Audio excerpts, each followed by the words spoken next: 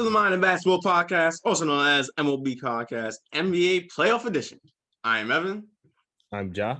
And this is our basketball podcast. We recap, break down, and analyze players and teams from the previous games from the previous day. It's Monday, Ja. How are you? Oh, I'm cool. That's good to hear. I'm doing I'm making it by. I'm getting by. I'm getting by. Yeah, I know. It's been a tough stretch for you. Yep. It's been a very tough stretch. But shall we get into the playoff action first? Starting off with the first game of the day from yesterday. The New York Knicks looking to even the series against the Atlanta Hawks in the ATL. And Randall had a better game than his previous games.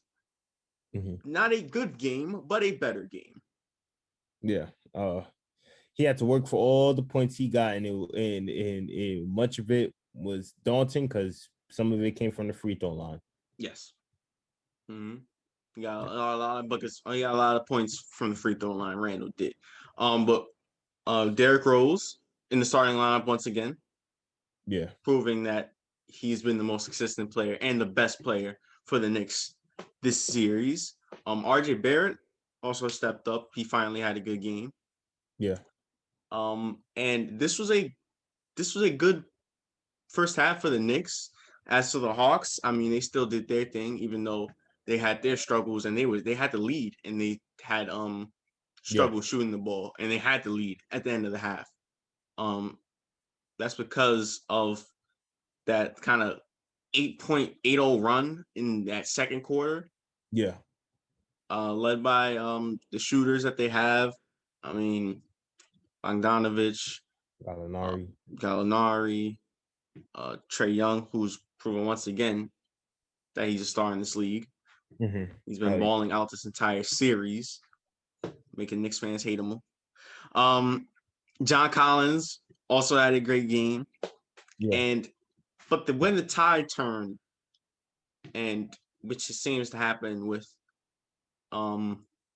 these games in which the Hawks eventually prevail, was a big run. And that run came in the third quarter. Yes. Where the Hawks just took over. Mm-hmm. They did not look back. Yep, and they did not look back. Led by all those guys we just mentioned with great, and what's surprising is their defense in these past two games in Atlanta has been spectacular. Yeah. It's been the best defense I've seen the Hawks play the entire season. Well, hey, Trae Young said once again, see you in the A, and you're seeing them in the A. You see how they could be in the A. So it doesn't surprise me. Well, their defense surprised me, but this has surprised me how well they've been. Like, we talked about this series so many times, talk about how it can go either way. Mm-hmm. And it's working in the Hawks' favor right now. But yet the defense has been amazing again, because they took away the main energy of the team, the main player of the team, and that is Randall. You take that away, it gives them an easy task, and it makes it more difficult for the opponent because now they got to go with other strategies and game plans in order to try to make up wins. Yeah, and that's exactly what it was. And a lot of the time, because the Knicks likes to do a lot of ISO ball with Randall at the top, or Randall having the ball near the 3-point line, and that allows time for the Hawks double team, and that slows down the ball movement. And what I've seen and noticed from this Knicks team is that when they have their ball movement, they end up getting a positive possession. Yeah. But when they don't, when it's Randall having the ball and they go ISO one-on-one with him or maybe RJ or Rose, with the exception of Rose, it doesn't really come out as well. And then it leads to Atlanta bucket, either a 3-pointer or a layup, which in the past two games just gets the crowd wild up. Yeah. And the crowd has been going wild in Atlanta. They have been going crazy in Atlanta. Every time Randall at the free throw line. Oh, yeah, for real. Overrated chance everywhere. Well, I wouldn't say he's overrated, obviously, and I don't think you would say it. I just feel like, No, I don't think you can have one great yeah, season and then be overrated. exactly, But I exactly. love it. Yeah, yeah. It brings out a lot. It brings out the competitive. But here's the thing about Randall, though. I feel like he's losing with the way this Hawks team has been playing defense. I wouldn't say he's losing confidence, but I don't feel like he's having much trust in his game. And this is my thing with me when I look at him. I feel like I understand he has improved a lot, obviously, of course, and everything, but I feel like he should be doing what he's mainly used to doing even before this whole thing, which is banging down low. I know that the Hawks defense has made it tough in the paint frame and everything, but I feel like it resorts to him end up having to take more outside shots at times or more shots that even though he has improved on, he's not consistent with yet. That's my thing when I look at him. He's not consistent with it yet. So I just feel like sometimes you gotta bang and bruise. Again, this is a Knicks team that loves to play physical. Sometimes you just bang and bruise your way. I know, look at the results might be ugly, but again, forget all that. Eye test is what matters. When you know what works for you happens, go with what works for you, regardless. I understand your point, but I mean, he's trying. Every Yeah. time he try to get space, there's Collins and Capella right on top of him. And I mean, and also his bread and butter is also that post up of mid range shot. Yeah. He's made a lot of those. I mean, that's his go to move, and we've seen it in regular season. I don't think it's more of a confidence issue because if you look, he's still shooting. I think he's still being aggressive. It's just that the shots aren't falling. The shots aren't falling for him, and also Nate McMillan is just having an excellent strategy on him. Yeah, okay. I see from that point.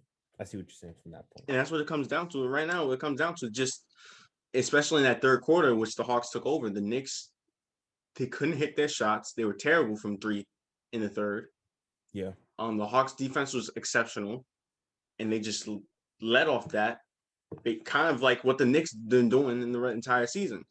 Strength from the defense leading to their offense. That's what happened in that third quarter. And from that third quarter on, they ran within the entire game. Yeah. So, yeah, you got to give credit to this Hawks team. They've been playing fantastic basketball against a good New York Knicks team. Trae Young has been exceptional. John Collins stepped up in these recent two games. Gallinari stepped up in this game after struggling in the early part of this series. They've went on big runs, which kind of halted the Knicks, kind of shut them down in multiple times in these games. Nate McMillan has been amazing, done an amazing job. I mean, we talked about him ever since he took over as the Hawks head coach, and ever since you started to say his name. He has been great coaching this Hawks team. He has been absolutely great. Okay, Coach Nate. Okay. Can't say his last name.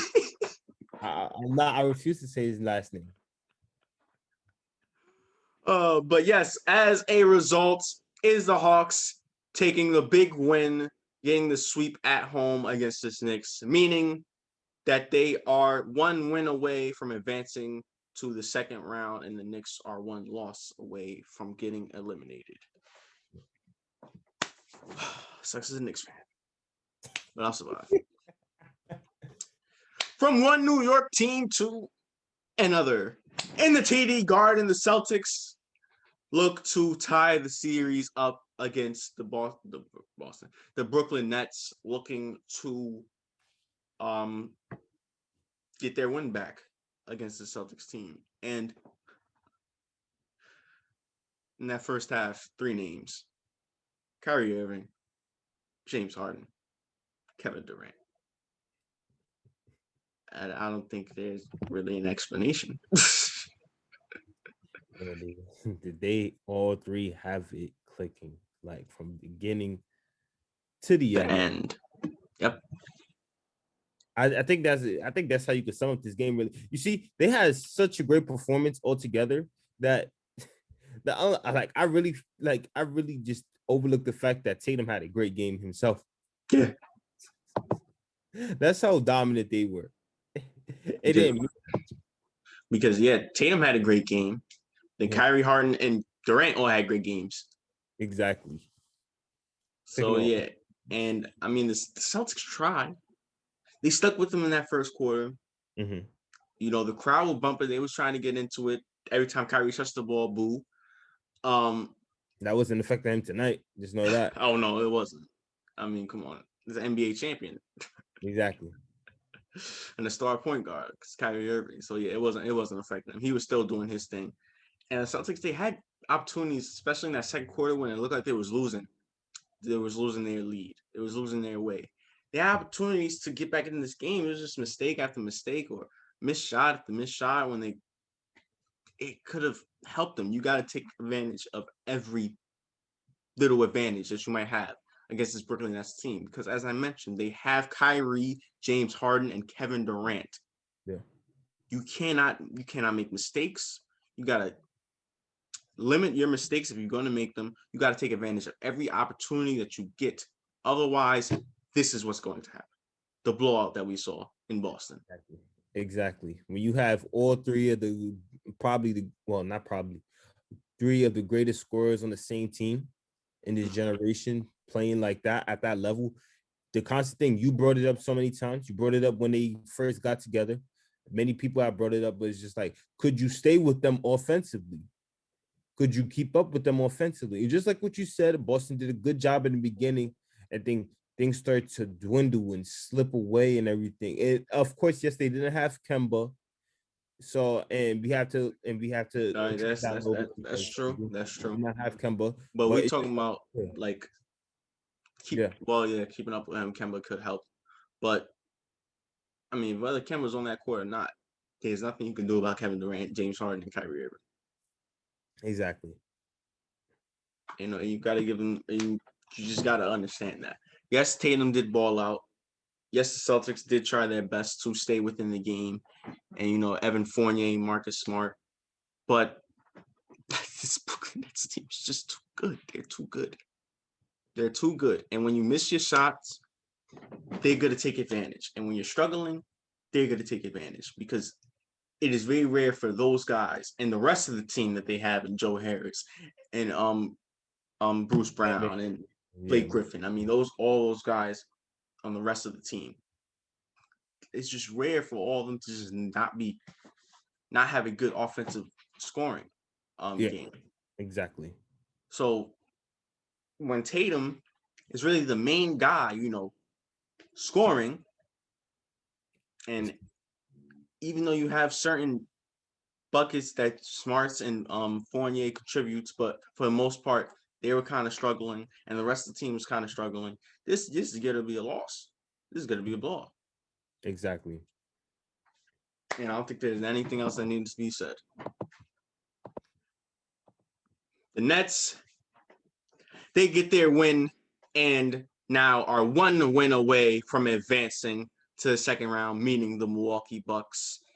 And the Celtics are one loss away from getting eliminated. One step away from a championship, Brooklyn. You know, we're going to the Meadowlands to celebrate. Nobody's going to be there.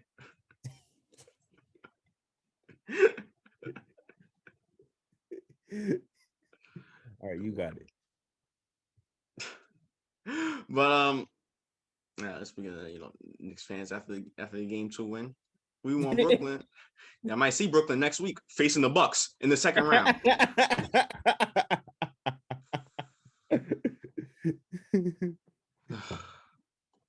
All right. A lot of talks about the champions. You just mentioned the Nets. How about we talk about the defending champions, the Los Angeles Lakers, coming off a big win in Game 3, going up against the number 2 seeded Phoenix Suns. And hey, Monty Williams went up to Chris Paul and apparently said, because Chris Paul has been struggling in this series, some part of his injury as well, but he's been struggling. Yeah. So and Cameron Payne's been really balling out. So apparently Monty Williams went up to him and said, "Hey, what about coming off the bench?" Well, do you think Chris Paul's coming off the bench now? Hell no. Chris Paul said, hell no. And yeah, he proved that last night. Yeah. Chris Paul, they needed him. A must-win game, otherwise they go down 3-1, like the Celtics and the Knicks done. But Chris Paul is a veteran. He's been here before. He's one of the greatest point guards of all time, one of the greatest players of all time, future Hall of Famer, and a leader for this Suns team. Yeah. And yeah, he balled out. He balled out. I mean, you talking about from a playmaking perspective and from a scoring perspective. Then it seemed like his shoulder was fine. Yes, it was. I mean, he was doing his thing, and yeah, it looked like the Suns, it was completely different from that game 3. Yeah. They looked completely different. And by that second quarter, you can see it. It was tide starting to roll. And unfortunately for the Lakers, Anthony Davis went out and got hurt, and he didn't return. Yeah. Here's my thing. As much as I love Anthony Davis, I don't think people talk about it much enough. And again, everybody plays hurt and stuff like that. Like, everybody in the league is, when you have a good amount of games under your belt, you're eventually going to be worn out and tired and hurt. Mm-hmm. But so everybody's basically injury prone, right? But like Anthony Davis is on an extreme level of injury prone. Let's just talk about that, because it looks like each and every moment within the season, some kind of injury is hindering him. Some kind of injury is holding him back, hindering him. This is another example. Lance growing situation happens, and now he's out for the rest of the game. And now this is not a good look for the Lakers, because they still got the most play, like they still got Braun, obviously, and that's great to have. They got Schroeder, they got Drummond, they got all those guys. They got also, I mentioned in this game, KCP was out as well. Yes, he was out as well. So it's just like, you got everything, but it's just like, again, just like what you said before, they don't go nowhere without AD. They need AD. So now you want to talk about Chris Paul? Well, it looks like the tables have turned a little bit, because now the Lakers are in a tough situation. But they fought. Yeah, but I want to give credit to the Suns as well, because when AD was playing before he went out, he was struggling. Yeah. Unlike the previous 2-game performances. And Aiden's been playing great this entire series. So we got to give him his respect. We talked about Aiden kind of wanted to take that next step with the addition of Chris Paul. And this series, he really has. He's been playing great. Yes, man. Win or lose in this series, if there's one thing I'm going to be happy about, it's his performance. And I hope that he takes this and he goes far with it in terms of the future seasons, and how we would like to see with him play like for a whole 82 game season. You know what I mean? Just that, with that kind of young beast kind of skill mode that he has on him. Like, it's just amazing to watch. He's been beautiful to watch in these playoffs. He's basically kind of shocked me, because again, I look at, even though as good as the talent he is, I didn't know what to truly expect from him, because again, it's been up and down with him during the regular season. Yeah. So, to see this kind of beast kind of performance from him is really amazing. It's really amazing to watch. Yeah, he's been fantastic. And the tie really turned for the Suns in their favor in that third quarter. Yeah. I mean, they was hitting everything. The Lakers were hitting nothing. They was really struggling. I mean, they only scored 15 points in the third quarter. Suns scored 27. Yeah. Yes. The Suns basketball in that third quarter was beautiful to watch. Talk about again, making the right shots, beautiful passing, extra passing, making sure you hit your guy on the right spot for them to get the most accurate shot, playing defense. Like, this was just all well balanced scoring from everyone. Like, nobody had like a dominant game. Everyone was all clicking on all cylinders. Yes. And that was the beautiful thing to watch, because that's art in the team form right there. When you look at it, the way that they played in that third quarter, and they rolled with it for sure. And that's what I wanted to go on about because once again, Devin Booker struggled in this game. The Lakers have been doing a great job of trying to contain him. Ever since that game one, when he had that great performance, it hasn't been the same. Yeah. They say anybody but you. And for this game, yeah, it was everybody. Everybody. Exactly. It was Mikal Bridges. It was Jay Crowder. It was DeAndre Ayton. It was Chris Paul. It was Cameron Payne. Like, it was just a well-around, great team basketball. Yeah. And even though, oh yeah, my bad. just real quick, even though the Lakers in that fourth quarter, led by Braun, Marc Gasol hit some shots, and Caruso and them boys, they got back into the game, even cut it within single digits because they was down big. Yeah. The Suns, they were able to close it out.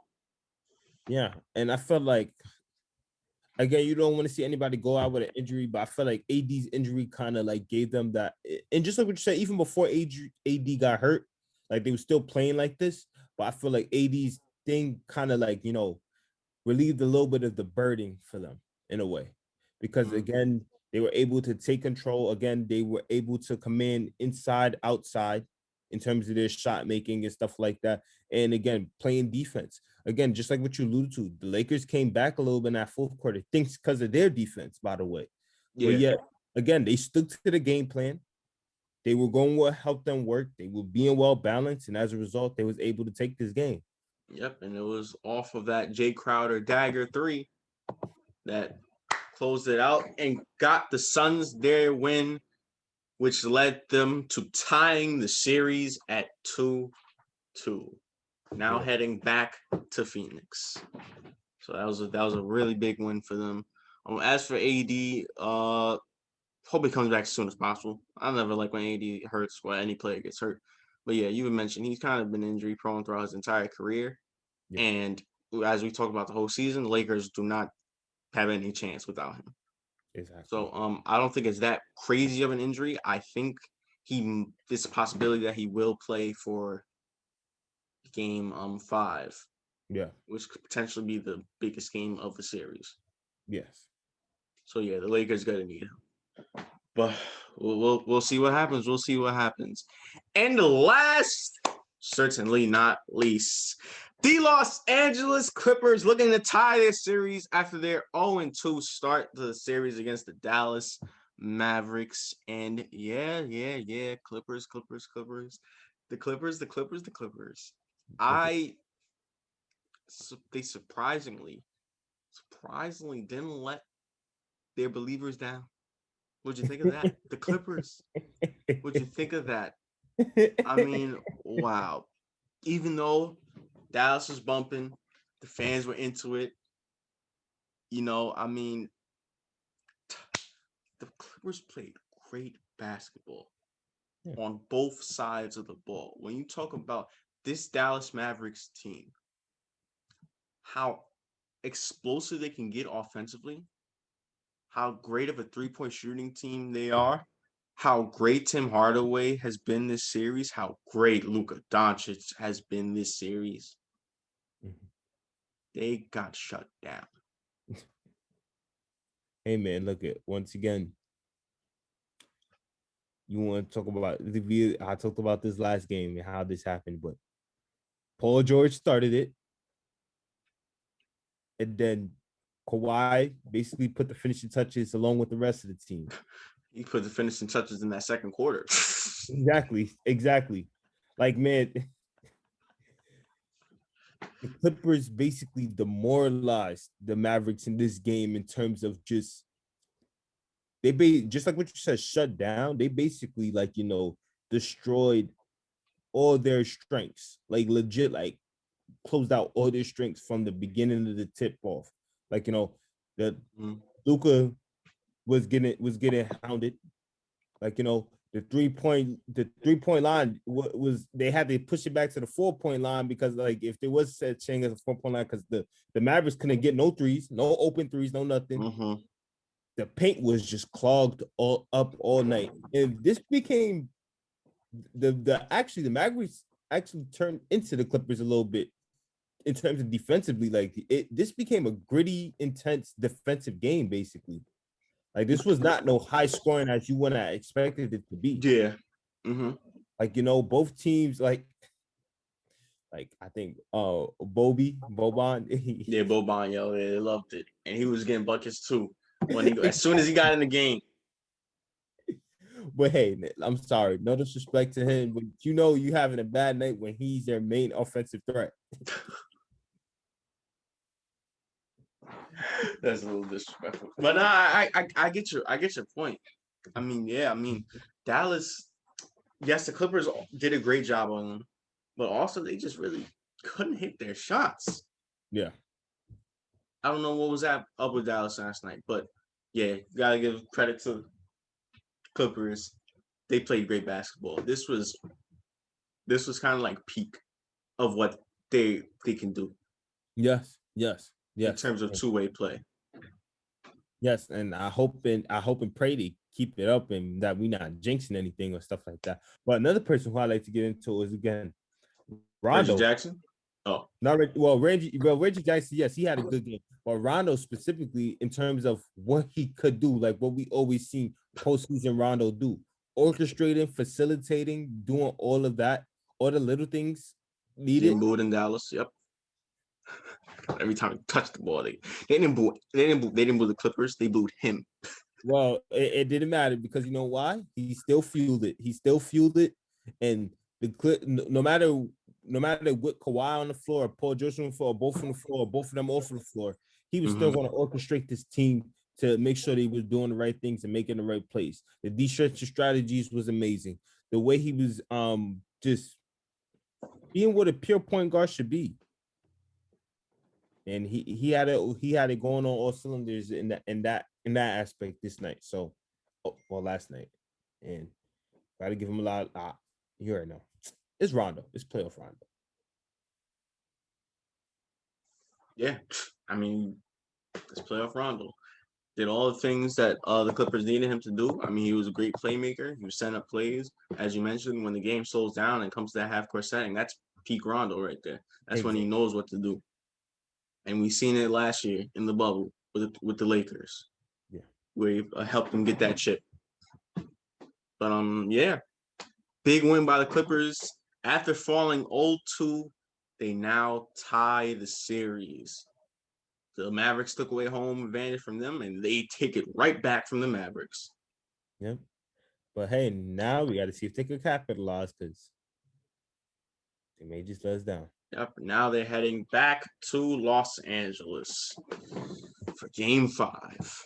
Yep. All right. Predictions for tonight's set of games. Let's get into it. First, oh, geez, what happened? Only 2 games, but first TNT 7 o'clock. The Philadelphia 76ers look to end this series and get the sweep against the Washington Wizards. Who do you got? Well, it's nothing good when you're down 3-0. So I got to go with the regular, of course, the Sixers. Got the Sixers, yeah. I originally picked the Sixers in 5, but they haven't showed me the Wizards haven't shown me anything that they can do to beat the Sixers. Exactly. So, yeah, I got the Sixers. I got Sixers advancing and getting the sweep. And next up of a doubleheader, TNT 9:30. The Utah Jazz going up against the Memphis Grizzlies in Game 4, coming off of their big win in that fourth quarter late game against the Grizzlies. I got the Grizzlies taking home court right here. Interesting. Surprise. Yeah. Interesting. But I got to go with the best record in the league. I got the Utah Jazz. All right. Oh, I got to get rid of that. All right. I think it's time to wrap things up. Any final thoughts? Hey, I just want to give a little bit of a message, and I hope I don't jinx him or anything like this.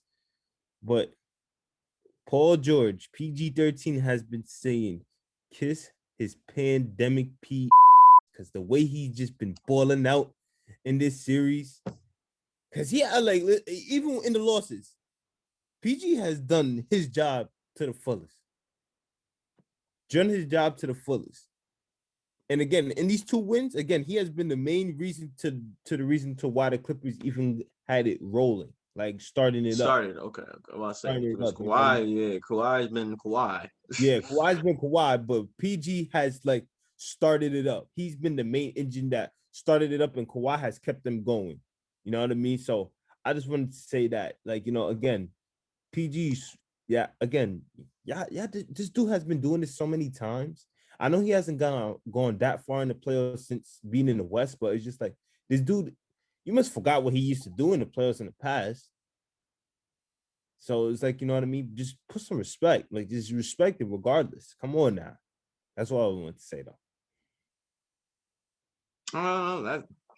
That's fine by me. It's fine by me. And but you lost faith in them, so that's all I'm saying. I did lose faith. And let's see if they could change my faith. Let's see if they could turn it back around, because Dallas is still scary offensively. Yes. Dallas is still very scary, and we'll see what happens in that series. Now tied 2-2. Yeah. But that being said, thank you guys for watching today's podcast. Make sure to tune into tomorrow's podcast. Make sure you like, share, subscribe, comment, support the channel, give us feedback, all that good stuff. And also follow our IG and our TikTok down in the description below. Yes. And once again, I'm Evan. I'm Ja. And this is the Mind of Basketball Podcast. Playoff edition. Playoff edition. Hey, Wizards, be careful, because you may having this gift coming to you next. We'll see if a broom makes appearance for tomorrow's episode.